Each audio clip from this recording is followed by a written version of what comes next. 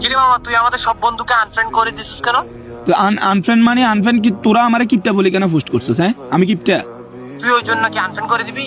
তো আনফ্রেন্ড করে দিই বলতে তোরা কক্সেস বাজার গেছিস ভালো কথা, তো তোরা আমারে জিজ্ঞেস করছিস তুই যাবি নাকি। আমার কাছে টাকা নাই, আমি ওই কারণে তোদেরকে বলছি কি মামা আমি যাবো না। হ্যাঁ তো তোরা কি ওইটা বলে মানে কি কিপটা পোস্ট করে দিবি? এটা কি ফ্রেন্ডশিপ হয়? হ্যাঁ এটা কি কোনো বন্ধুর কথা হয় এটা? আরে আমি শুধু এগুলা কি আমি শুধু একাই করছি তোর সাথে? তুই একা একা করার না, তুই রিয়াজে পোস্ট করছে, তুই ওইখানে যাই রে কি আমার কিপটা বলে পোস্ট করছে, আর তুই ওইখানে যাই রে রিয়েক্ট ধরে। হায় রে বন্ধু, হায় রে ফ্রেন্ডশিপ, এগুলো তাহলে তোদের ফ্রেন্ডশিপ? তোদের সাথে ছলাটাই আমার ভুল হয়েছে শালা।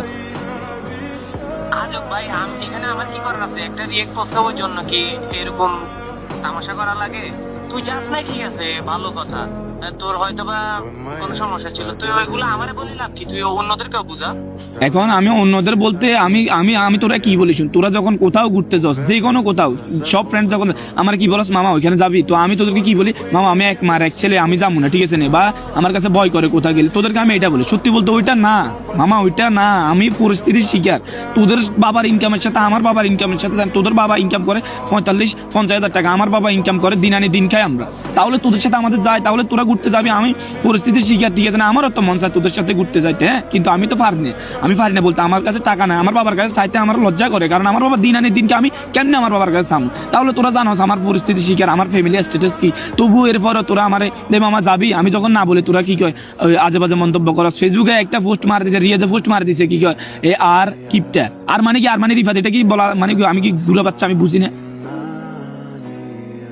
ওরে ভাই, একটা মিসআন্ডারস্ট্যান্ডিং হয়েছে, এখন তো এগুলা নিয়ে তো এসব করার কোনো মানে হয় না।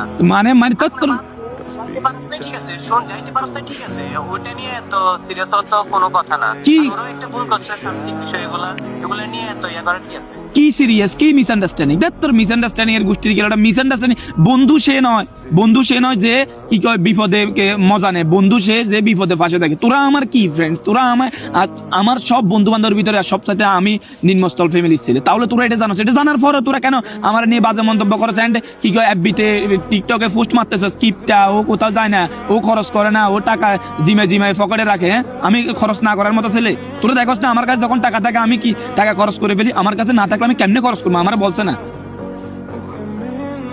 আচ্ছা ভাই, বিষয়টা শোন, আমি বিষয়টা তোর বুঝছি। আচ্ছা, আমাদের ভুল হয়েছে, আমি বলবো হালা আমি তোর সাথে আর কখনো আমি তোরকে আনফ্রেন্ড করছি না, তুই আমার হোয়াটসঅ্যাপে কল, তোর সব আমি ব্লক করবো।